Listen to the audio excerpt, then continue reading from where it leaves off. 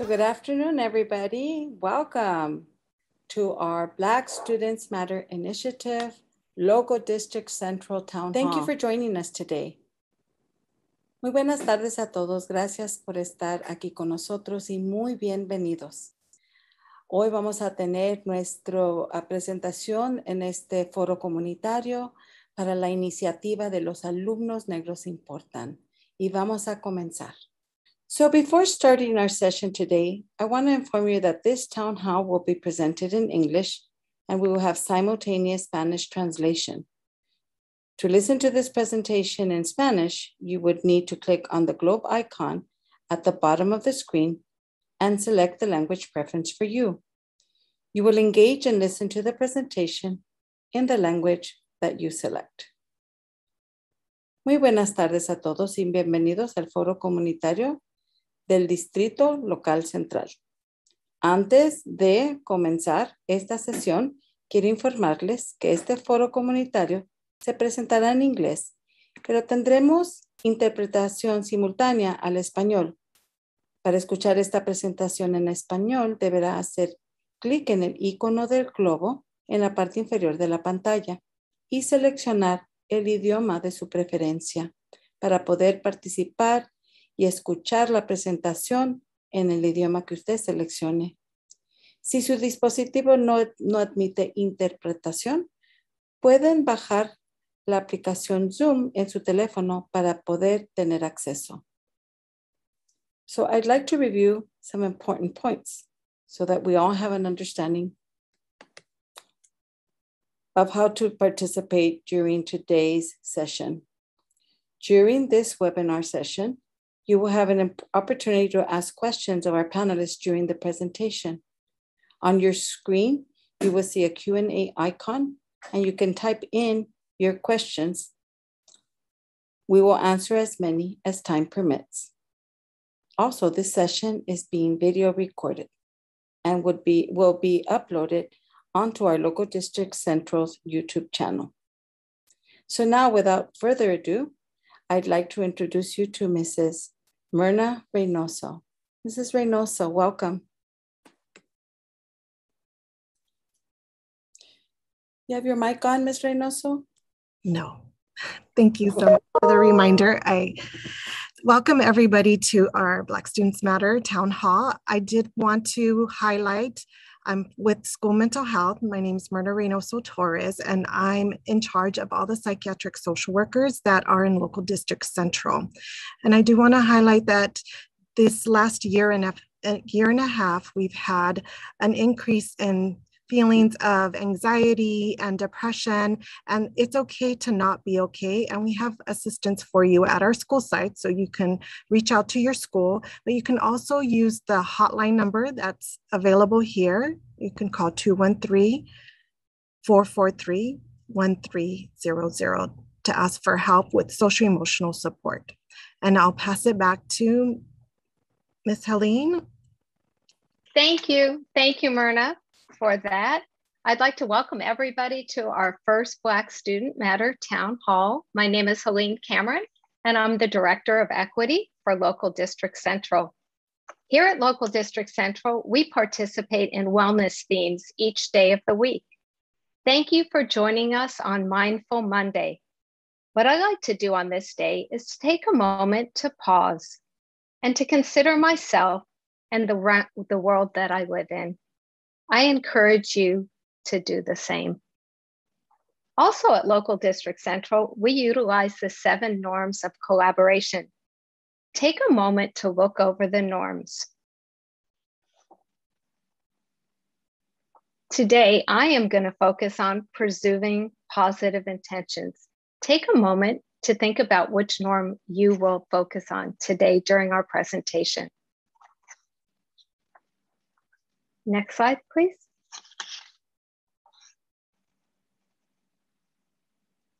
Here is our agenda. Take a moment to look over the agenda that we will be utilizing tonight. Next, I would like to introduce Robin Polito, Principal of Arroyo Seco and a member of our Black Student Matter Town Hall Committee. She will be doing our inclusion tonight. Robin? Good evening, everyone. For our inclusion activity on this Mindful Monday, take a moment to think, what does reimagining parent involvement represent to you using one word? Think of that one word that represents to you reimagining parent involvement. And as we go through our presentation this evening, as you are listening to the panelists share their stories, please keep that word in mind and make connections between the word you chose and some of the words or some of the stories that our panelists are telling us. So again, what does reimagining parent involvement represent to you using one word? Thank you. And I'll turn it back over to Helene. Thank you, Robin, for that inclusion.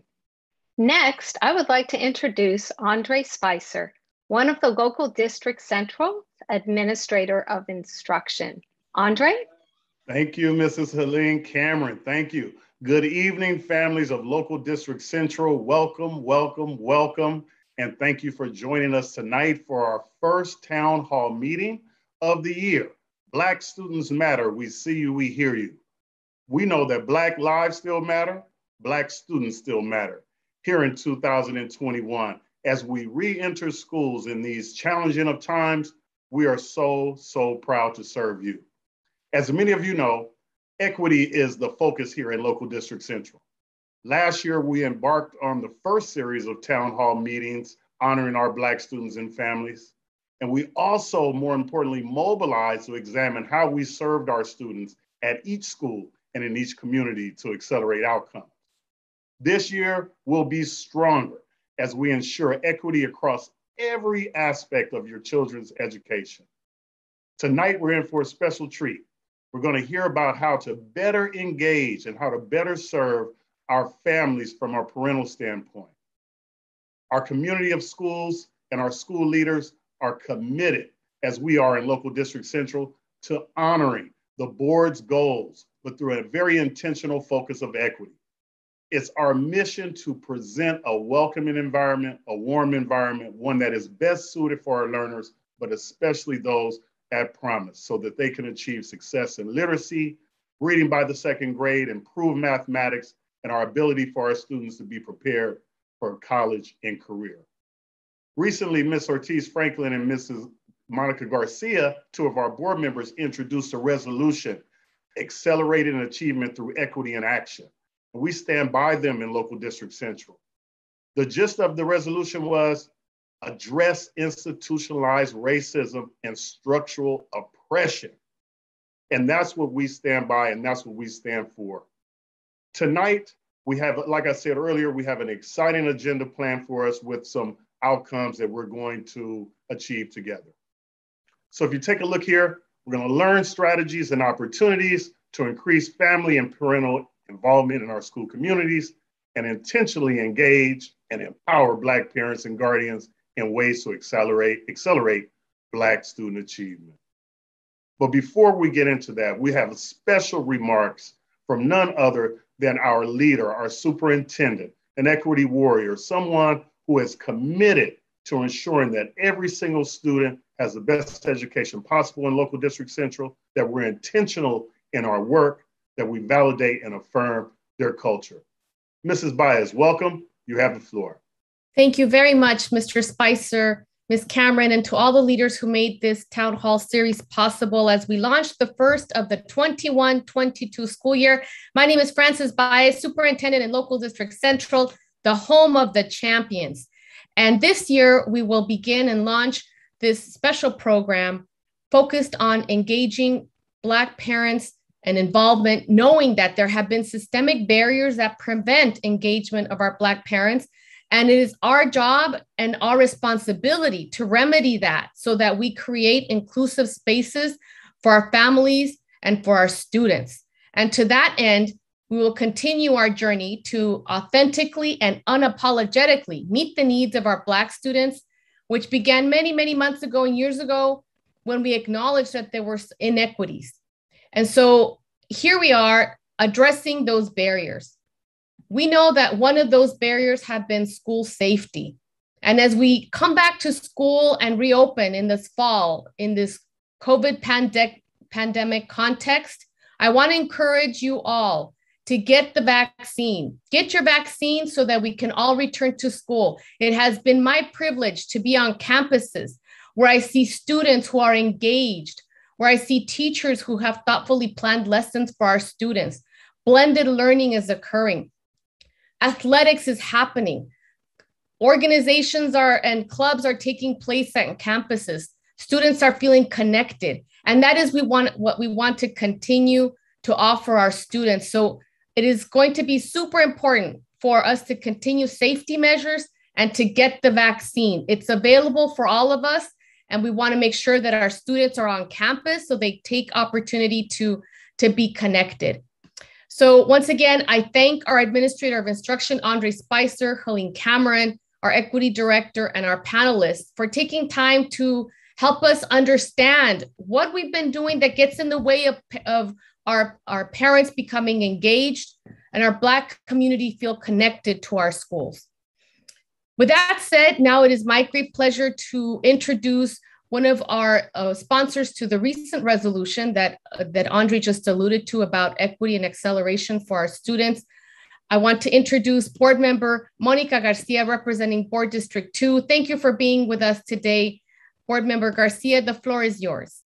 Thank you very much, Superintendent Baez. Hello, Local District Central, and hello to all our Black parents, our allies, our friends who are embracing the call to learn and to be present in our mission to be anti-racist, to be learners about the new way. So I come to you to give you thanks and to recognize your leadership in these conversations that are indeed making an impact on our district.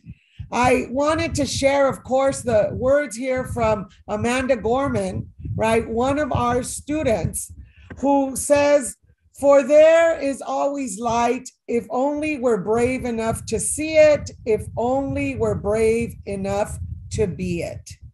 I celebrate the courage of this community coming together, and I celebrate your willingness to see by asking ourselves, what are we doing that are creating barriers? What can we do differently this year to bring more parents together? And how do we support our students? I am here to learn with you. I want you to know, while there are so many challenges, I am constantly inspired by people in every community coming together to be of service, to be learners, and to indeed have the joyful disruptions that Superintendent Baez calls out as we decolonize our classrooms and this district. I stand with you.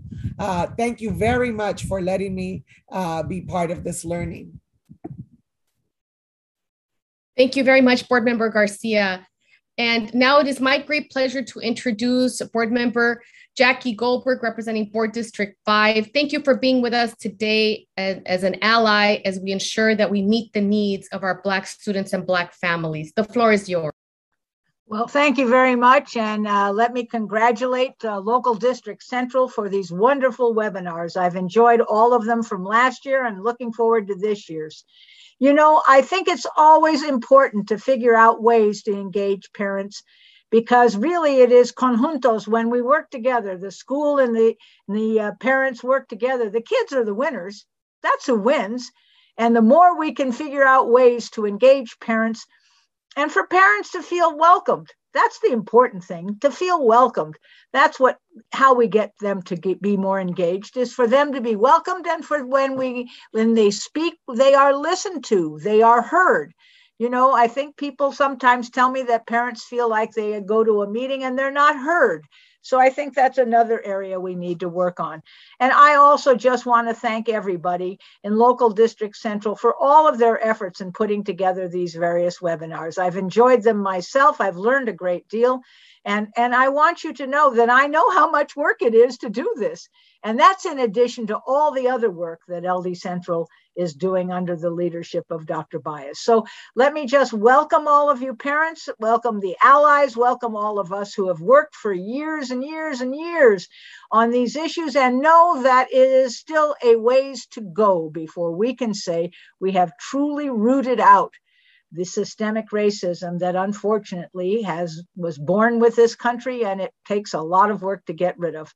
But we're committed to it, and I know that the people in this webinar are committed to stamping it out as well. So thank you for letting me say these few words. Get your vaccinations, 12 to 18-year-olds, get your vaccinations. You know, remember, the safest thing that we can do for the kids who can't get vaccinated under 12 is for everyone around them to be vaccinated. Thank you very much. Thank you, Ms. Goldberg. Thank you for your words and for your support and encouragement. And another ally who is here with us, who's helping us to lead school-wide practices that promote opportunities for Black students to thrive academically, socially, and emotionally, is representatives from District 7, from Board Member Tanya Ortiz Franklin's office. We're so very happy to have the representatives here to share some remarks. Welcome Marilyn Alvarez and Charnel Blevins. The floor is yours. Thank you for that great introduction. I want to bring regards from Board Member Tanya Ortiz Franklin. Tonight is Board District 7's Superintendent Workshop for us to talk about what we would like to see as a community for a superintendent. But don't be dismayed, those who are in Board District 7, you are able to join us next Monday to do the same. But one of the things that we do want to say is that equity is very high on Board Member Ortiz Franklin's priorities. And as was mentioned earlier, she's very much dedicated to bring equity to the forefront, as she did with Board Member Monica Garcia in their resolution just several weeks ago. And so we just want to thank everyone for coming out at the end of a busy day to talk about Black Students Matter and all the other things that our local District Central team has been doing on behalf of equity for our students and our families. And we just thank you for all of your hard work, and we thank you for doing tonight's event. We appreciate it. Thank you very much to our policy leaders for all that you're doing to open doors and eliminate the barriers to student achievement and reach 100% graduation. So with that said, now I turn the mic back over to you, Mr. Spicer. Again, Andre Spicer, one of your administrators of instruction, along with Mrs. Julie Gonzalez. And now it is my pleasure to introduce to you Mrs. Helene Cameron, our Director of Equity here in Local District Central. Mrs. Cameron, welcome. The floor is yours. Thank you, Mr. Spicer, and welcome everybody. I'm so excited to present our first Black Students Matter Town Hall to you all. So next, we're going to watch a short video that will frame the conversation we're going to have tonight around reimagining parent involvement. Next slide, please. A story you wrote, where you grew up to become whatever you dream. What we do as parents in the school, it matters. Our parents sometimes feel threatened by just coming into the school. Some of it is that parents are just afraid. There's a class divide in schools. And so we service children that live in poverty. We have the college degrees and we're the middle class people. And so there's a certain intimidation that comes along with that.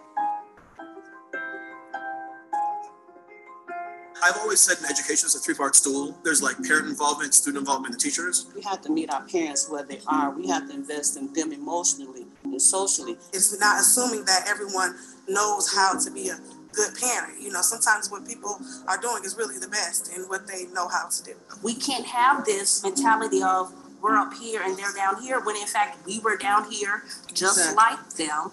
I was a single mom.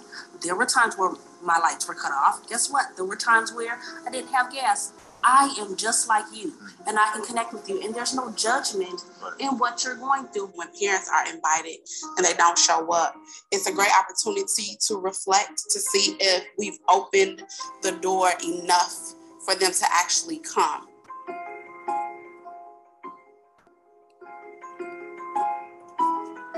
Next, I would like to introduce Dr. Charles Smith, the administrator of MacArthur Park's Community of Schools. Dr. Smith will be our moderator for today. Welcome, Dr. Smith, and the stage is yours. Greetings, everyone. Thank you to all those who have logged in. Thank you for attending our virtual town hall meeting this evening. You are definitely in for a treat as we engage in the dialogue on reimagining parental involvement with intentional focus on Black families. I am Charles D. Smith, the Community School Administrator for the MacArthur Park community in Local District Central, home of the champions. And I will be your moderator this evening, as Ms. Cameron mentioned. I'm an educator who have served LA Unified for more than 22 years. For the purpose of tonight's conversation, it's important to note that I'm both a son and a father, and this conversation is very important to me. Tonight, you have the opportunity to hear from 5 panelists who are parents, or advocates, supporters, and partners in this work. Their dedication to access and equity and parental involvement lies at the core of what they do on a daily basis. So I'm going to take a moment to give them an opportunity to have them introduce themselves to you. I would like to invite our first panelist to introduce herself. Please welcome Ms. Valerie White. Ms. Valerie, please join us. The floor is yours. Thank you, Dr. Smith. Good afternoon, everyone. My name is Valerie White, and I'm a psychiatric social worker within the Black Student Achievement Program, often referred to as BSAP. BSAP was established to address the longstanding disparities in educational outcomes between Black students and their non-Black peers. I am honored to be here today and inspired by the opportunity to serve in this pioneering program. My role as a BSAP social worker is to promote Black student achievement and well-being by implementing culturally responsive strategies aimed at promoting critical wellness and social emotional well-being. The goal is to increase Black student academic success and prevent the disproportionality of Black students in special education, suspension, and juvenile justice. I will serve as a resource to school sites by providing culturally responsive mental health consultation and work closely with school leaders to transform school climate that is affirming and inclusive of Black students and culture. Last but certainly not least, I will do exactly what we are here to do tonight, which is to connect and serve parents of Black students in mitigating the barriers to their children's academic success. Thank you so much for allowing me to be here this evening. And thank you, Ms. White, for your introduction. And thank you for being willing to remove those barriers. I do appreciate it. Our next panelist this evening is Mr. Alex Campbell. Mr. Alex Campbell, can you please join us?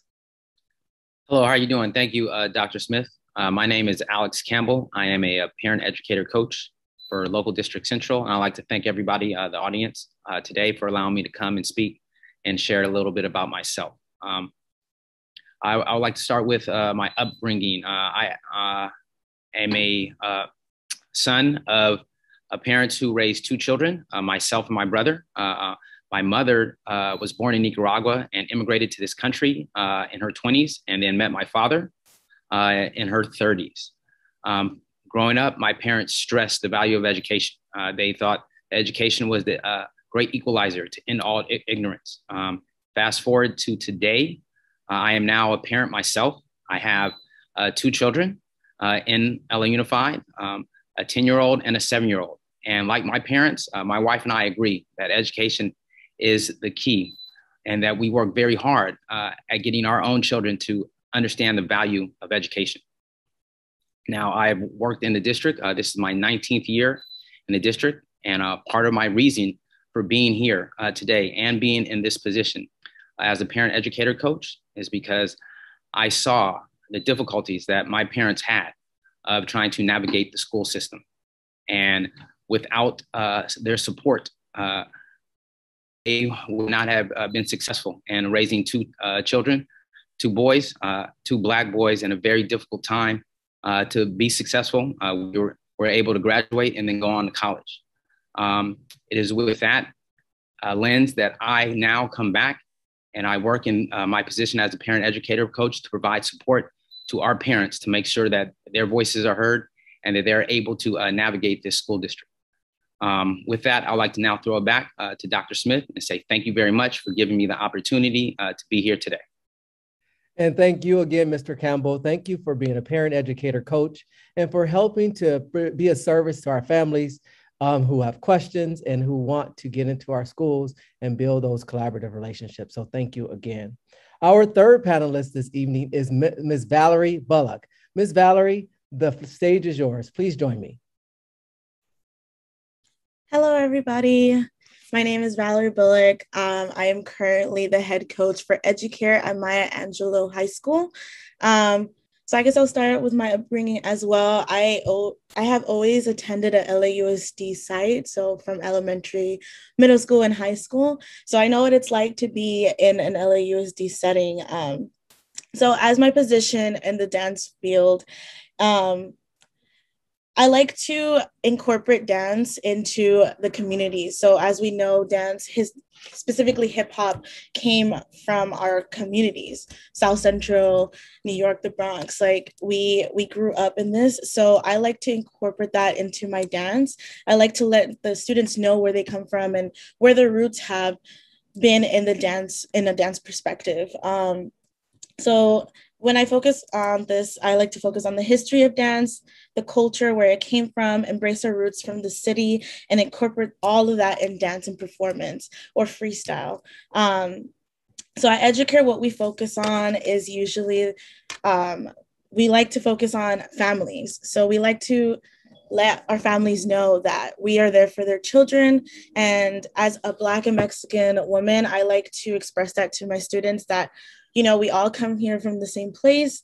I know the struggle, and I like to welcome them with open arms from whatever communities they come from. And I think that's very important in this field and Educare, as we show them that it is important to open people with open arms and embrace them for who they are, whether it's culture or their history. And so at Educare, we showcase driver's ed, we have dance, we help students find job opportunities, and we have college classes. So again, I think it's very important to notify our parents that these programs are in a place where it's free. And I would like to say, like, it's so important to me to also say that this is my first time doing this. So I am a bit nervous, but it was a pleasure talking to you all. And I would highly, highly say there are always resources out there for all of us. And yeah, thank you for having me.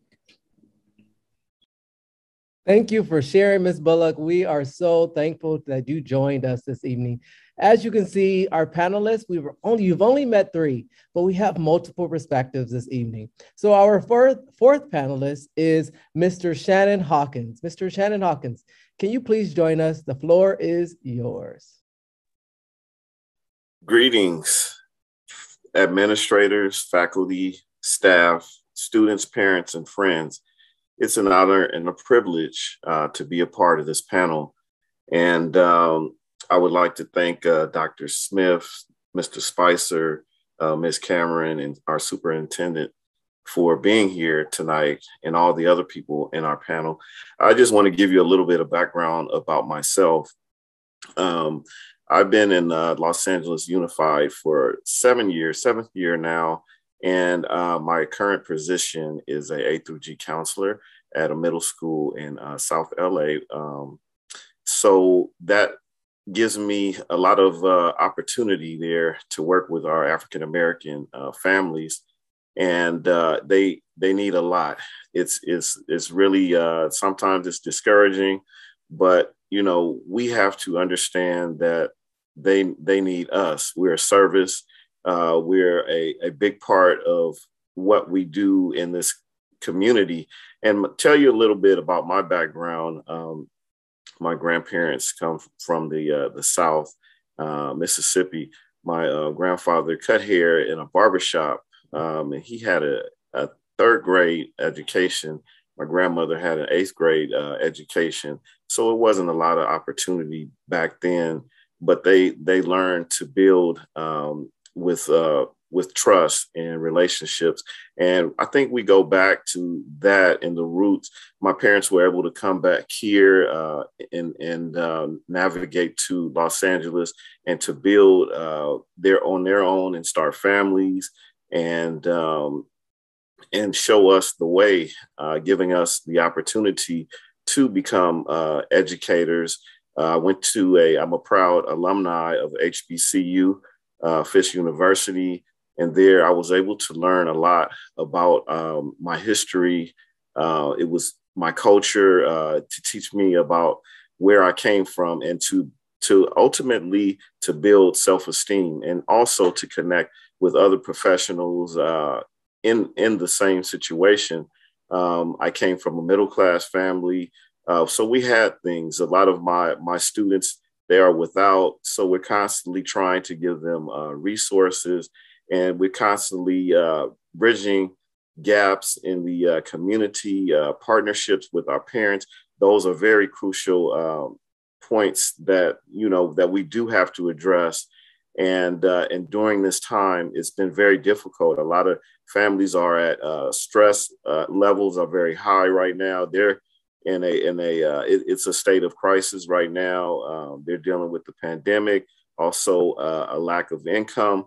So those are things that we have to be in and keep in mind that when they do come to us, that we are that person that they can, relate to. Sometimes I let them vent to me. I don't say a word and just let them have the floor. And I understand and just say, and just try to build and encourage our kids out there and giving them the voice to be heard in a positive way, and without really, kind of quieting them down or getting rid of them. A lot of schools are just pushing them to the side and don't really want to deal with them.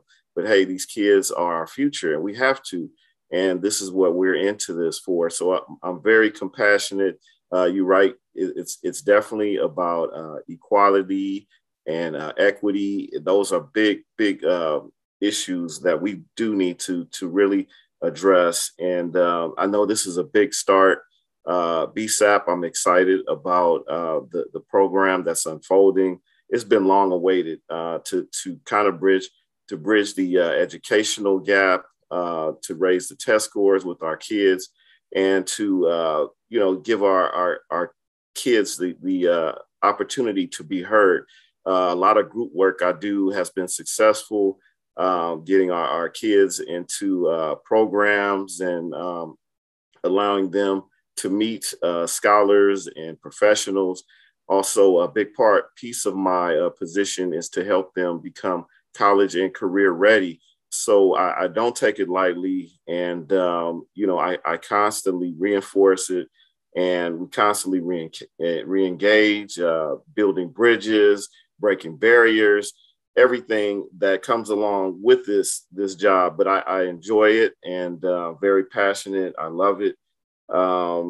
So we just have to validate our students and let them be heard and allow them to feel, the parents to feel welcome. And as a part of this, we want to partner and allow them to be heard when they do come on our campuses without the negative stereotypes or, the everything that comes along with it. And I'm just such an honor and privilege to be a part of it. And I look forward to working with you guys. And it's been a pleasure. Thank you so much. Thank you, Mr. Hawkins. You hit on a number of points. You actually touched on a couple of our questions that are forthcoming that have already come in. So thank you. So I will return back to that. But our fifth and last panelist this evening is Ms. Delana Walker. Ms. Delana Walker, the floor is yours. Please join me. Hi, good afternoon. My name is Delana Walker. I work with the Los Angeles Conservation Corps. We are 21 years of providing expanded learning opportunities to schools in all the local districts, in particular to local district central. We have 3 schools there.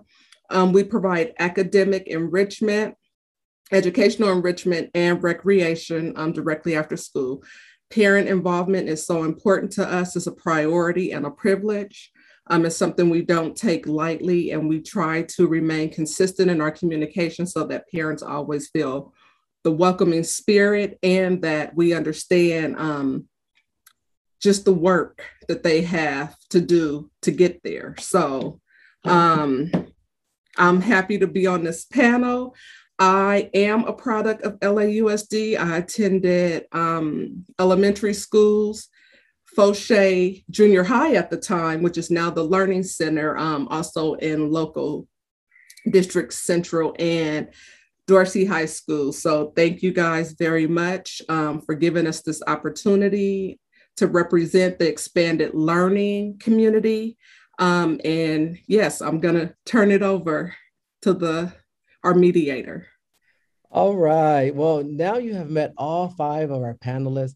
I'm going to ask all of our panelists to join me by turning your cameras on and join as we begin our conversation.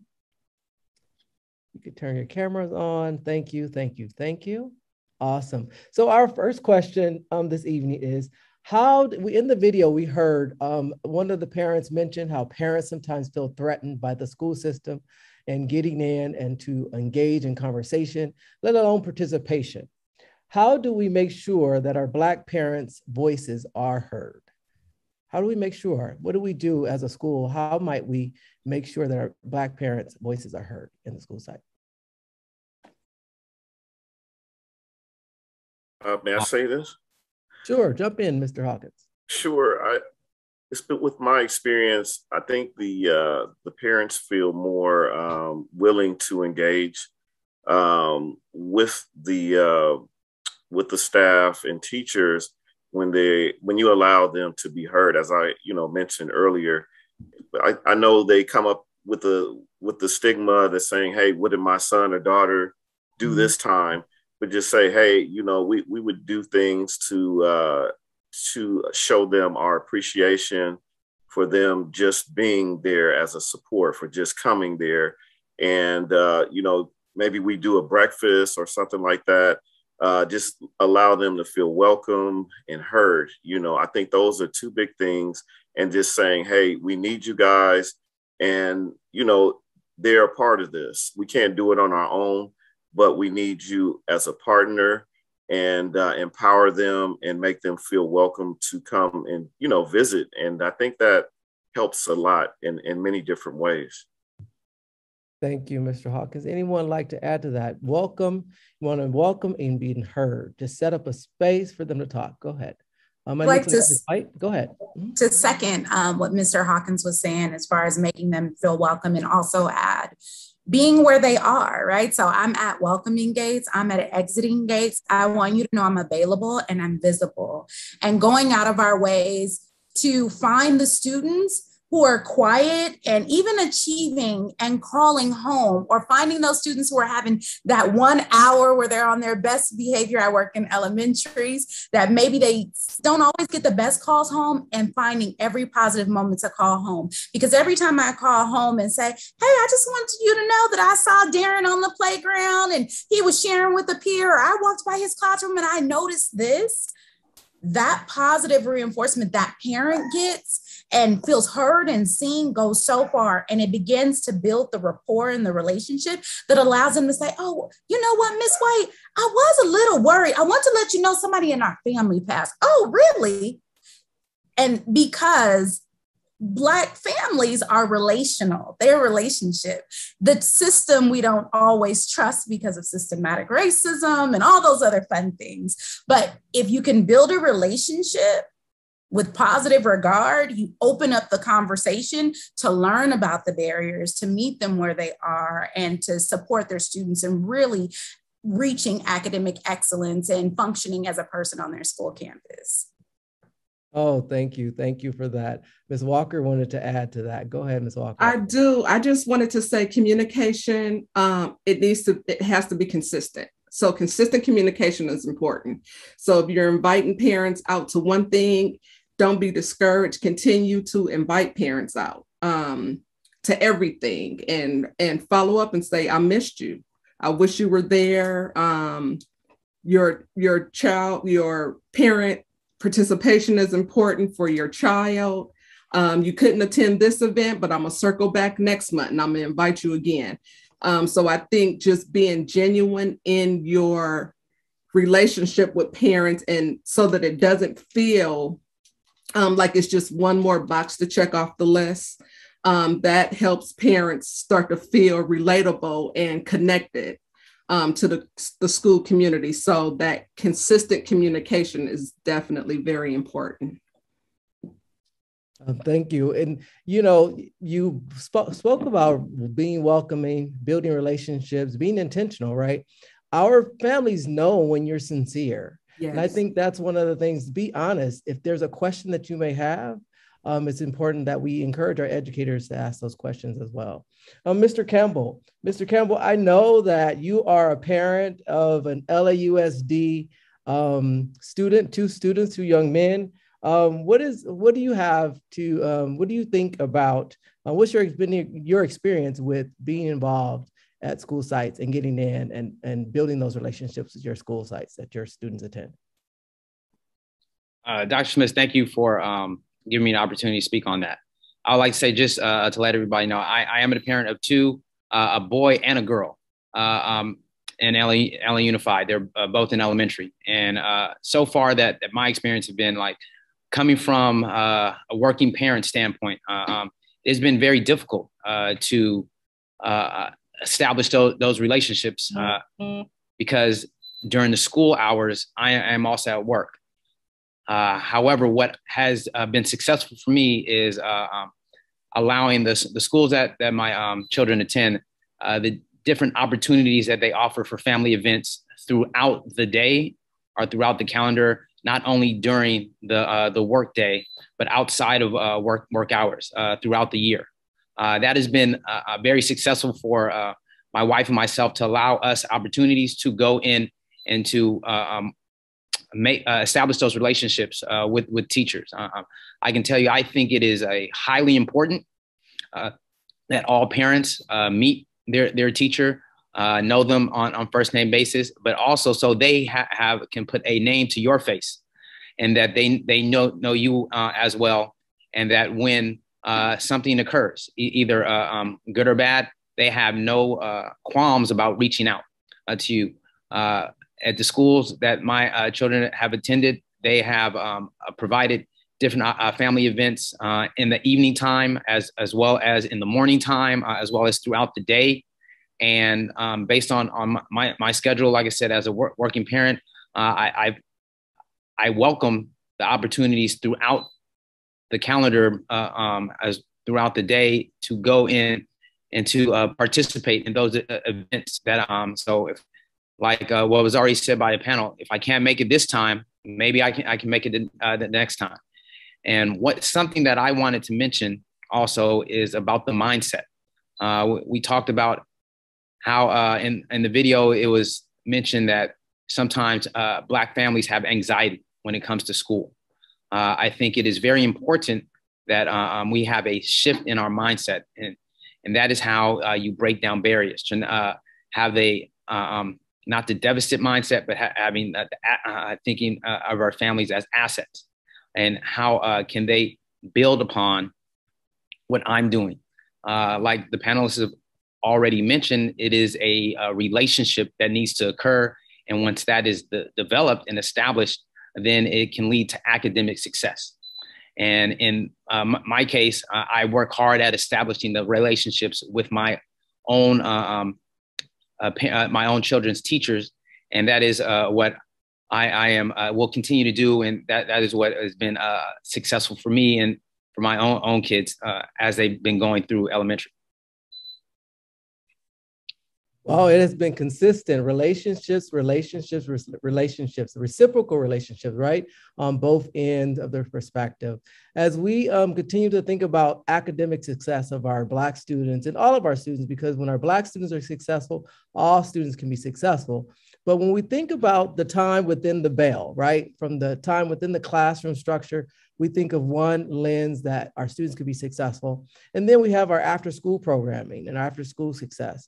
How do the two work together, and how could they partnership with our families collectively to ensure academic success?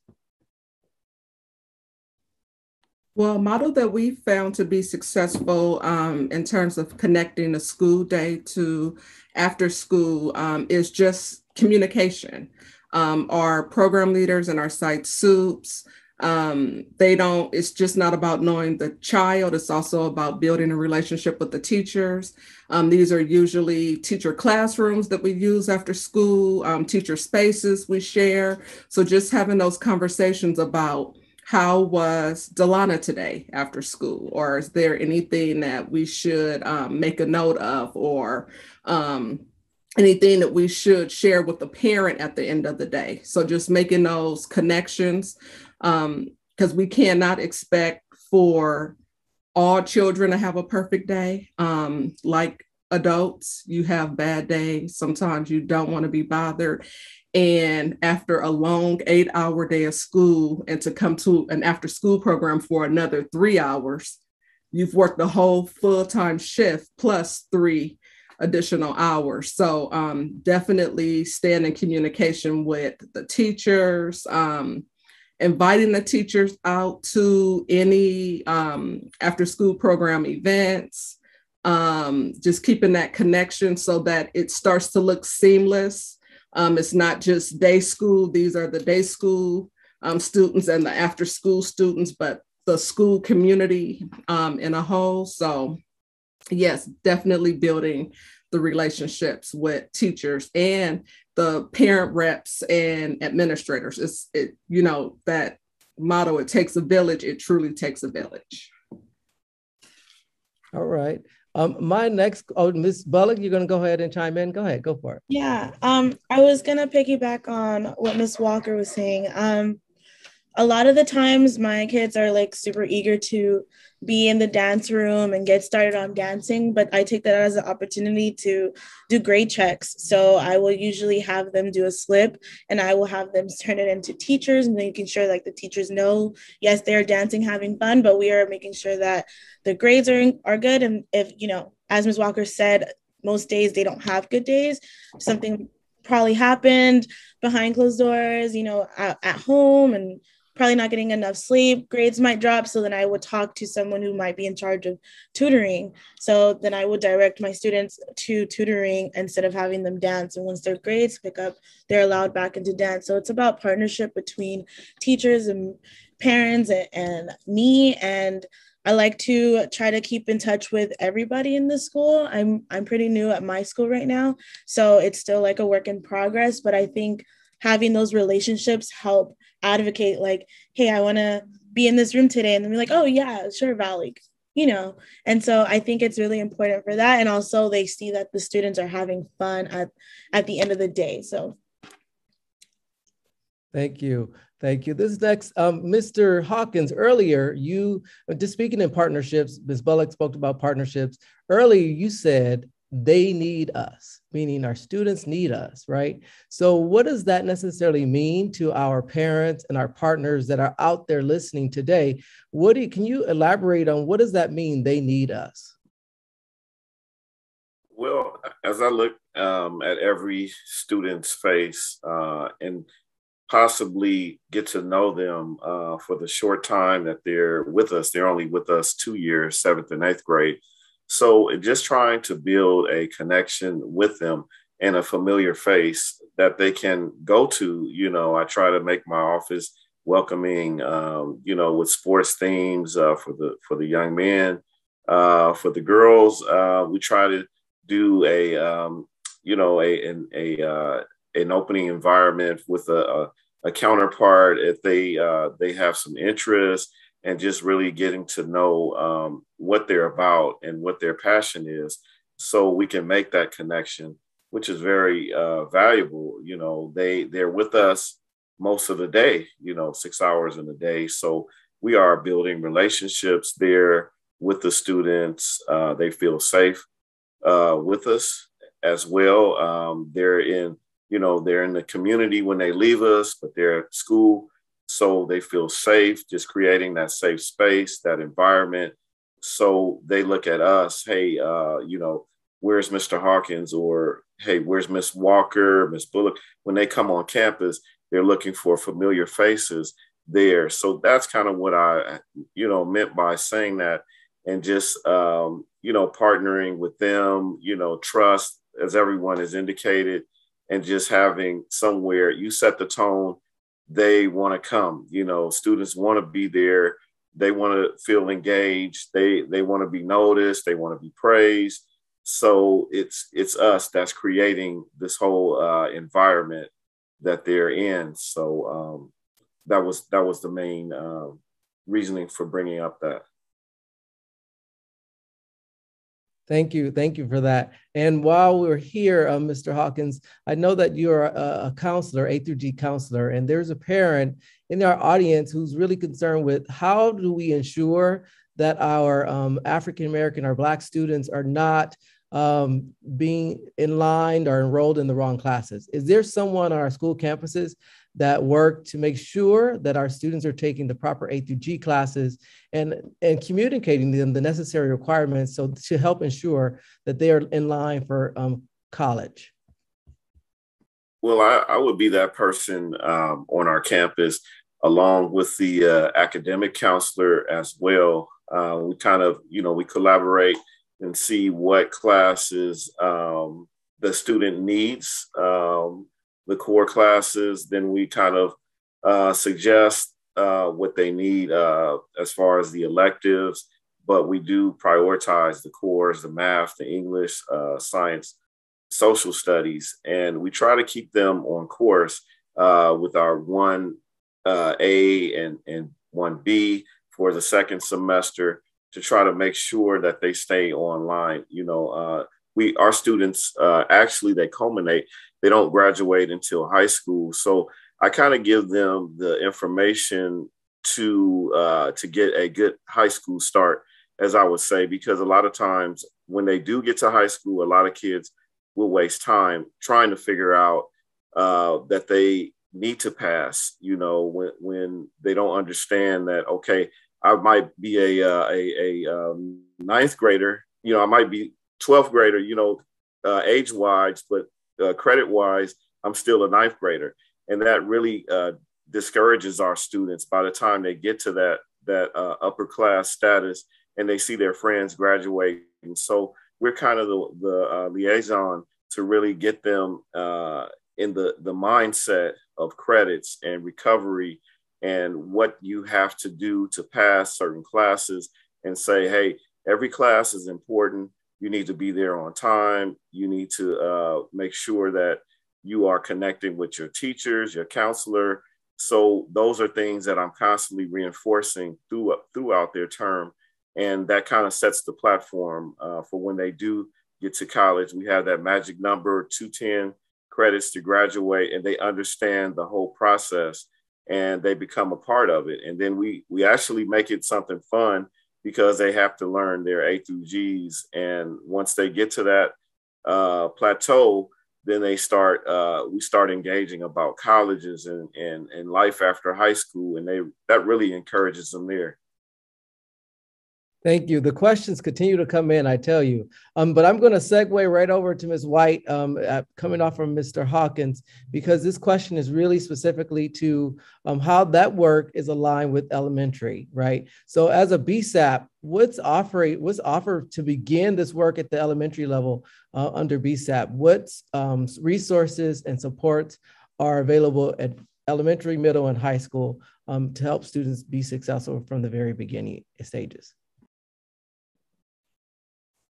Thank you, Dr. Smith. So I think, as a school social worker, we play a lot of different roles, right? We're there to notice and understand what's going on with students from very young. So often we begin to see presentations behaviors that will arise in elementary school, and really helping teachers to understand like trauma responses versus disruptive behavior versus issues with focus and attention, things going on at home. We're kind of looking around the scenes, right? And making sure the children are placed in the right learning setting, but also I think a big drive for not only just BSAP, but school mental health in general is to support schools in creating trauma-informed and resilient school communities.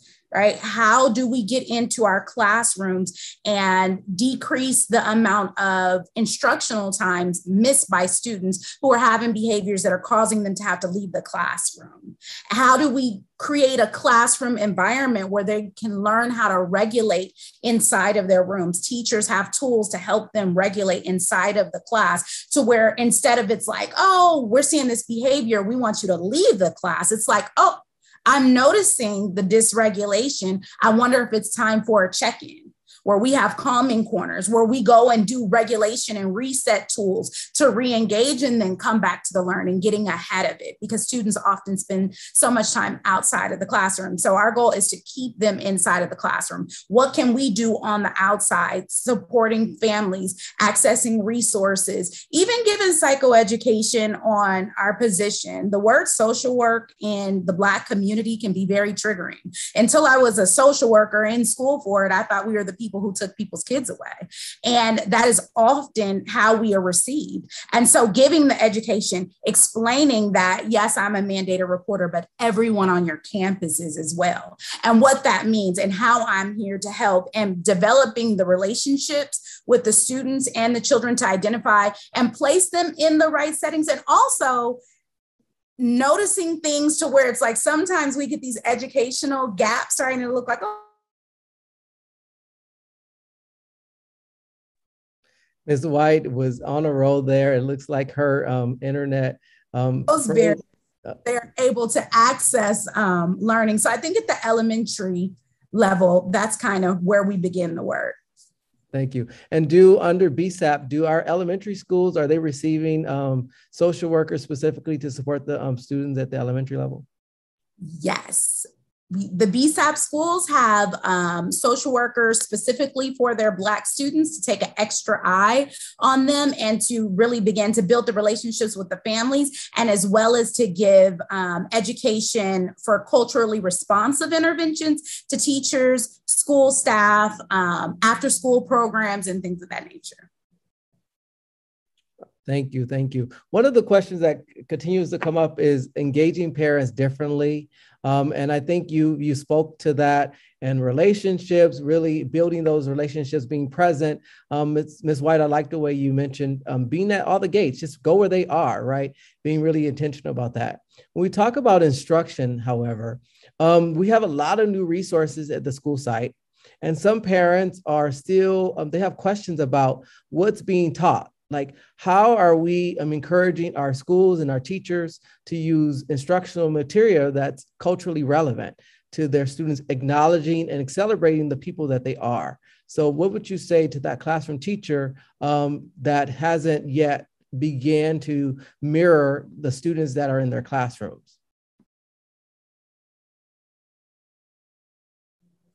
I can only speak for BSAP, but I do know that BSAP, the instructional team, has a series of trainings that are coming out specifically for the teacher on how to incorporate culturally responsive text and curriculum within the classes. So I do know that that's like coming up. It's either this week or next week, but they are definitely leaning in on how to create a more culturally responsive classroom at the BSAP schools.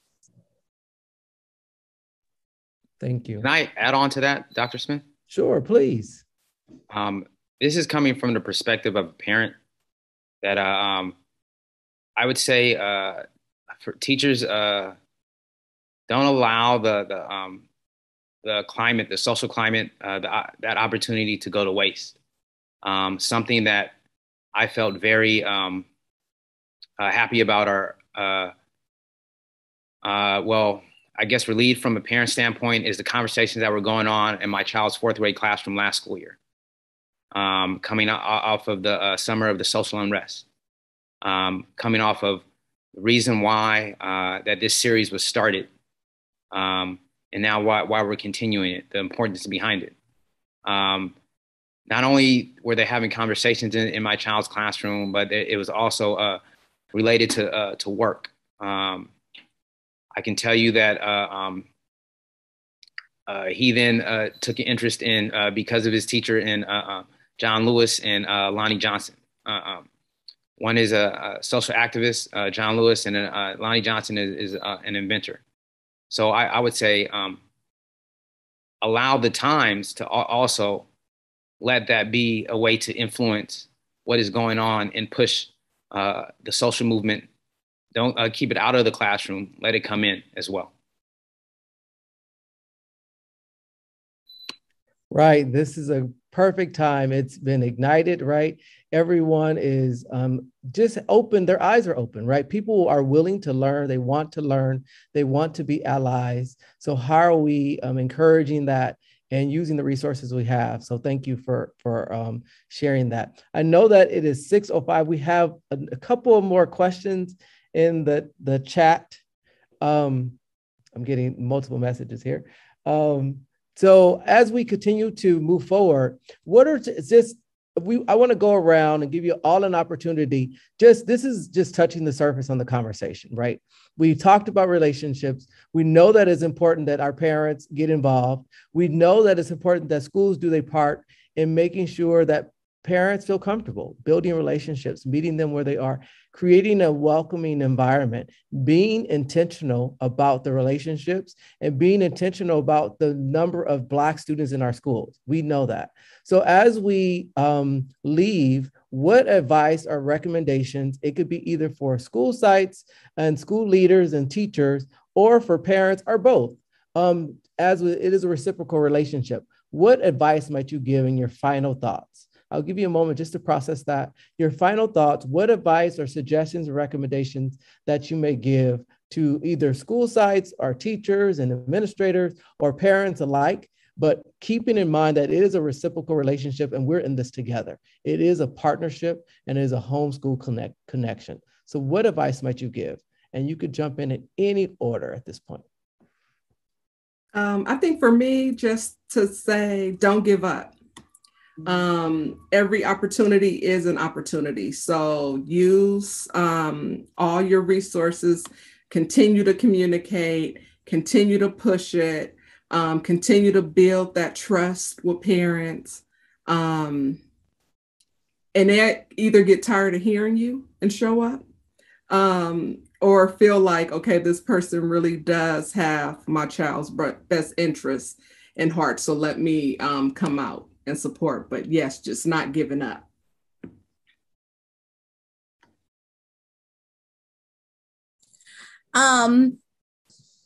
It's a unique perspective, but it's my perspective as a social worker and a perspective as a mother of 4. Be mindful of the narrative of your children. They're your children. Always keep a positive outlook on your child. Always go in with assuming best intentions of your child and what's going on, and exploring the question of like, what's happening, what's going on? How can we work together as a team, right? Me as a parent, you as a social worker, you as a teacher, administrator, we all have a role, and my child. What can we all do for your success? But be mindful of the narrative, because, you know, I've seen students sometimes get a narrative that I'm like, I don't know if that's just, I don't know if that's fair. Let's consider all roles in this. So I just say, as a parent and as a social worker, keep a positive narrative of your child. Assume that your child wants to do well, because your child does want to get well, even if it doesn't always look like it. You want to be a great parent, even if it doesn't always look like it. I want to be a great social worker, even if it doesn't always look like it. We all want the best for our students. So just presume positive intentions of your students and be their advocate. I would like to add on to that, Valerie. I think that was wonderful. I would say, in addition to presume positive intentions of the parents as well, and like to what Delana was talking about, as in don't give up. You mentioned earlier that you engaged with the family. You found out that there was a death in the family. Like, I think that it's very important to be mindful in the, like you said, to presume the positive intentions, because we do not know what is going on with our families behind the scenes. So this goes back to what Delano was saying, as in, don't give up, because right now might be a difficult time. And that's why the student or the child or the parent might seem a little standoffish, but later on might be a better time. So like we talk about in our own profession, it's to presume positive intentions. I would just also remind everybody to also do that of parents as well, because the background might be a little difficult at the moment, but if you keep that in mind, you won't get discouraged when they might not be able to show this time. But like Delana said, they might be able to come back the following time. Thank you.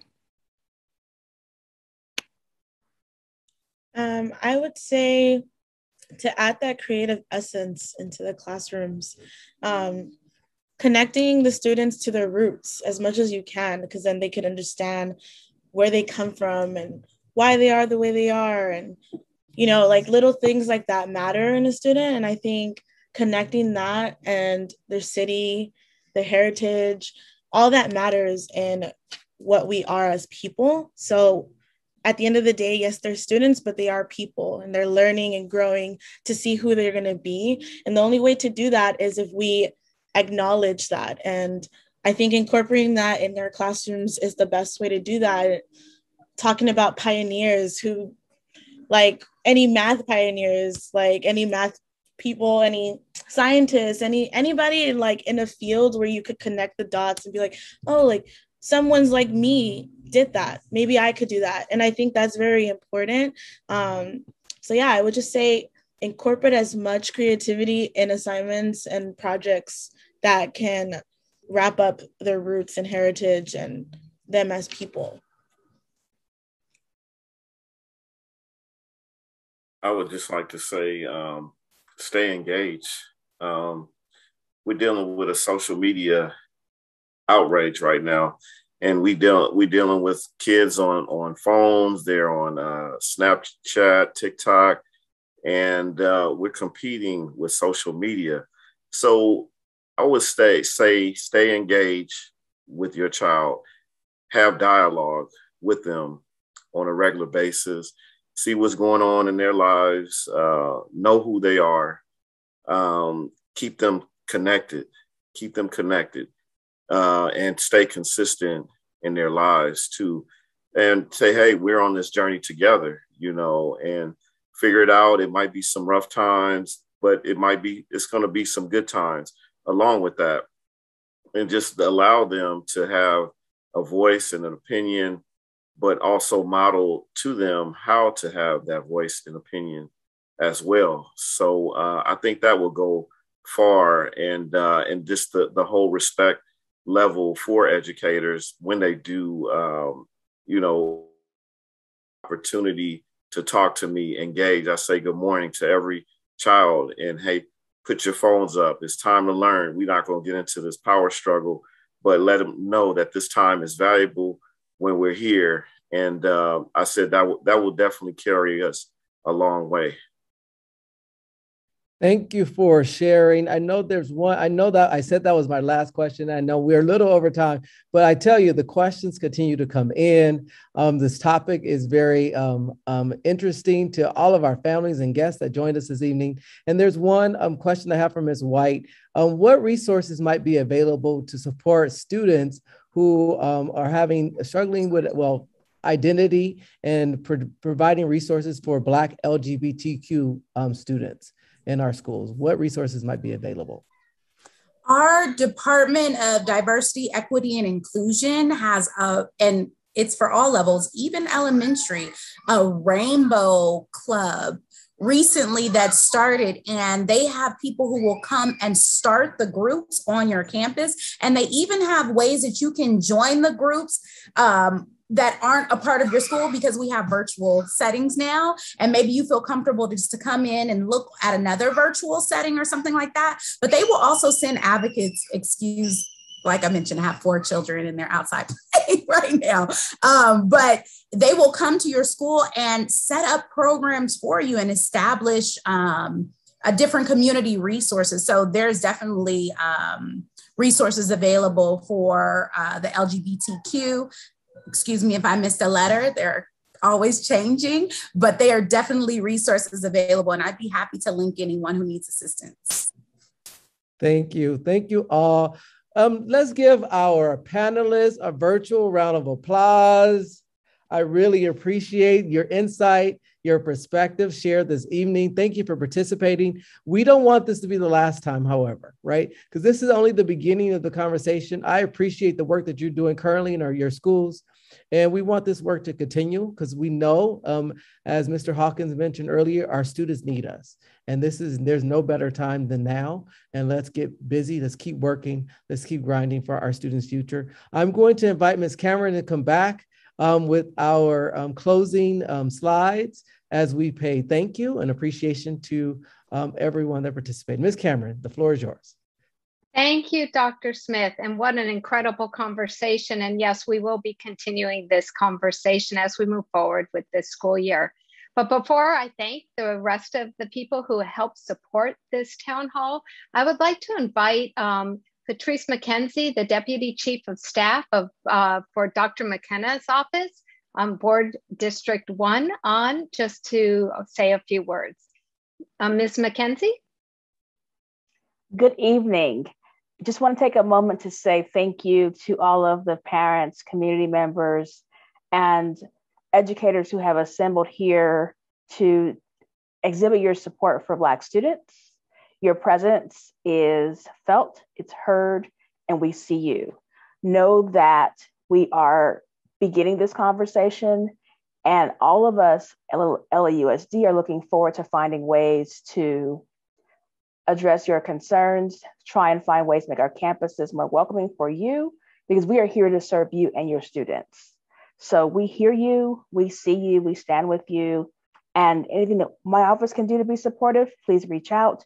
You can email at boarddistrict1@lausd.net, and we will happily follow up with you. Thank you so much and have a good evening. Thank you, Ms. McKenzie, for your words of appreciation. We appreciate you being here. Thank you so much. I also want to thank all the members of the Town Hall Committee, the Black Students Matter Task Force, the leadership team of Local District Central, our board members and their staff. And finally, I would like to give special thank you to our superintendent, Superintendent Frances Baez, who recognizes the importance of this work. She is a true champion, and I say true champion, for our students and our families. Next slide, please. As we move forward, we would like your opinion about our town hall series and what you would like to see in the future. So please, we are going to drop the link in the chat for everyone. You can take a moment to fill out our evaluation. And as you're doing that, I would like to draw your attention to our social media. Next slide. Please visit our social media platforms for all of our upcoming events, because next week we are going to start our first Latinx Town Hall celebrating Hispanic Heritage Month. Thank you so much for attending. We wish you a wonderful evening, and we hope to see you next week at our next Town Hall. Thank you, everyone. Superintendent Baez, yes. Thank you so much, Ms. Cameron. I want to thank all of our panelists for their authenticity, genuineness, their honesty to explain to us the best way to engage our Black families, and for bringing up such important topics. And I really commend Dr. Charles D. Smith for his thoughtful questions and way that he probed the conversation. These town halls continue to ignite. They're a way to launch the next step in the way that we're improving our schools for our students of color and our Black students in our district. So I thank you for this time. This is a way to inspire us to keep moving forward and just breaking down those barriers and creating more inclusive and culturally relevant spaces for our families. Thank you. Thank you, Superintendent Baez, and thank you all the panelists and all the support people and Dr. Smith for your incredible ability to moderate this conversation. I appreciate everybody's support. Thank you, everyone.